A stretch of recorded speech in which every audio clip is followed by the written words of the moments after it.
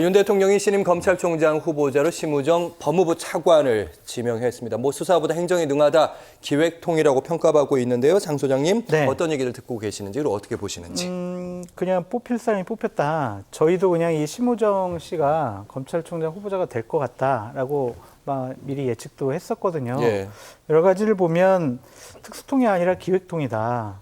그래서 이원석 검찰총장처럼 수사와 관련해서 자기의 생각과 판단을 강하게 주장하진 않을 거다. 기획통이라는 게 어떤 의미입니까? 그러니까 수사 분야에 있었던 것이 아니라 예. 법무부 기획조정실장, 검찰과장 이런 걸 하면서 행정. 검찰 조직을 좀 관리하는 예. 그러한 이제 기획통이다라는 평가가 많이 있거든요. 그래서 그냥 상황 관리나 잘해라, 대들지 말아라. 그러한 얼마나 이제 그러니까 김건희 여사 문제와 관련해서 예외도 없고 뭐 법리에 따라서 한다 이런 말도 하지 말아라. 그냥 원칙적으로 그냥 상황 관리만 해라. 그렇게 이제 그러한 의미에서 이 후보자가 된 것이 아니냐라는 건데 예. 여러분들하고 좀 인연이 있는 것 같아요. 윤석열 대통령하고도 인연이 있는 것이고 충북 공주 출신이에요. 그래서 정진석 비서실장과도 상당히 좀 인연이 있다라는 거. 그리고 김건희 여사 오빠 있잖아요. 예. 그분과 희문고 동창이에요. 그 부분에 많이 주목하겠는데요. 네. 예. 그래서 이러한 것들이 다 합쳐져가지고 결국에는 심우정 후보자가 가장 적임자 아니냐 그렇게 좀 판단한 것 같고. 예. 근데 상당히 이제 그 김주현 민정수석과는 같이 2014년에 그분이 이제 민정수석을 할 때 검찰과장 하면서 또 호흡을 많이 맞춰왔다고 하더라고요. 그래서 여권 내의 주 핵심적인 분들과 상당히 인연이 있었고 그때 많은 인정을 받았다. 근데 인상을 한번 봐보세요. 되게 이제 심우정 검찰총장 후보자가 온화해가지고 예. 아주 좀 품위가 있게 여러 가지 일들을 잘 할 것 같다. 그런 이제 평가도 많이 있습니다. 알겠습니다. 예. 그래서 초반에 그 이력을 보고 이분이 될 거라고. 네. 예. 알겠습니다. 자, 박 교수님. 어쨌든 심 후보자는 윤 대통령이랑 길게 인연까지 맺는 것 같지는 않은데 언론이 이런 부분을 주목하더라고요. 한동훈 대표랑 깊은 인연은 없는 것 같다. 사실 언제 이제 검찰총장이랑 여당 대표랑 이렇게 관계에 주목을 했었는지 생소하긴 합니다. 네.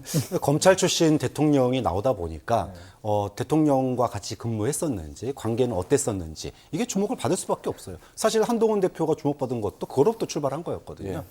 자, 근데 이제 앞서서 말씀 맞이해 주셨는데 오늘 언론 기사들 한마디 키워드로 정리해라 그러면 안정적 인사라고 이렇게 정리가 되더라고요. 그럼 안정적 인사라는 게 뭐냐? 결국은 윤석열 대통령 후반기에 뒤통수 안 칠 사람이라는 거죠. 같은 얘기군요, 장 소장님이랑. 그렇기 때문에 한동훈 대표와의 친소 관계는 모르겠지만 예.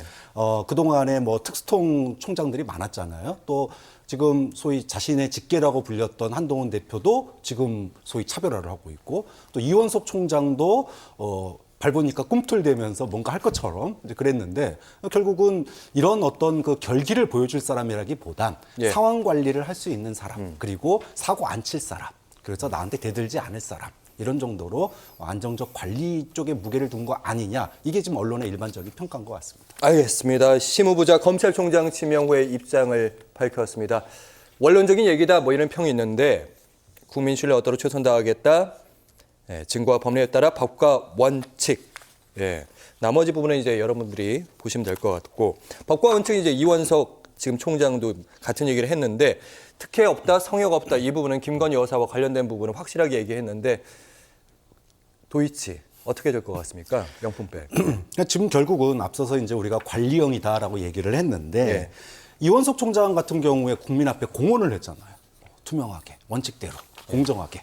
근데 그 약속 못 지켰지 않습니까? 심지어 인사도 총장 패싱해버리고 이러다 보니까 이원석 총장이 꿈틀했죠. 욱했습니다. 예. 하지만 결국은 조용히 임기 채우고 퇴진하는 쪽을 선택을 했어요. 자, 결기를 보여줬던 이원석 총장도 결국 아무런 제스처도 하지 못하고 그냥 소위 꿈틀 한번 하다가 그냥 조용히 퇴진하는데 과연 심우정 후보자가 그런 결기를 보여줄 수 있겠느냐 수사에서 결국은 용산의 입맛에 맞게 용산의 의지대로 조용한 수사 마무리 수사 쪽으로 가지 않겠느냐 이렇게 좀 큰 기대를 안 하는 분위기가 지금은 좀 많은 것 같다 그렇게 봅니다. 자, 마지막 질문 장소영 한 번 더 드리도록 하겠습니다. 어쨌든 검찰이 집권 초반기에는 이제 살아있었던 권력 상을 겨루지 않다가 이제 후반기 되면 이제 그 권력에게 상을 겨누는데 아닌가 봐요. 그거 하지 말라고 이제 이분을 임명한 것이 아닌가라는 좀 예. 생각이 드는데요.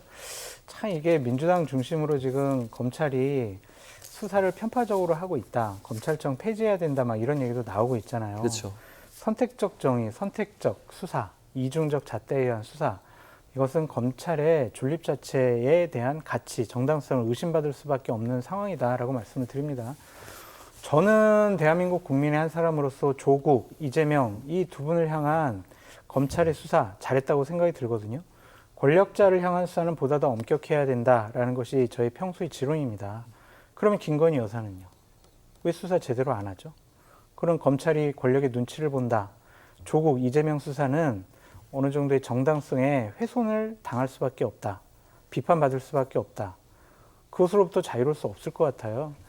저는 기대를 하지 않습니다. 김건희 여사 처분? 그냥 무혐의나 뭉갤 것 같아요. 그것은 결국 검찰의 존폐에 부정적인 영향을 끼칠 수밖에 없는 상황이다.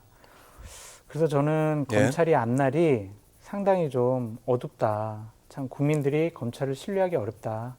그것을 심우정 검찰총장이 맡기에도 상당히 버거워 보인다. 그렇게 말씀드립니다. 네.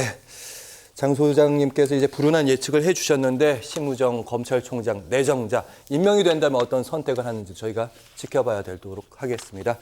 박창환 장한대 교수 함께했고요. 그리고 장성철 소장과 함께했습니다. 고맙습니다.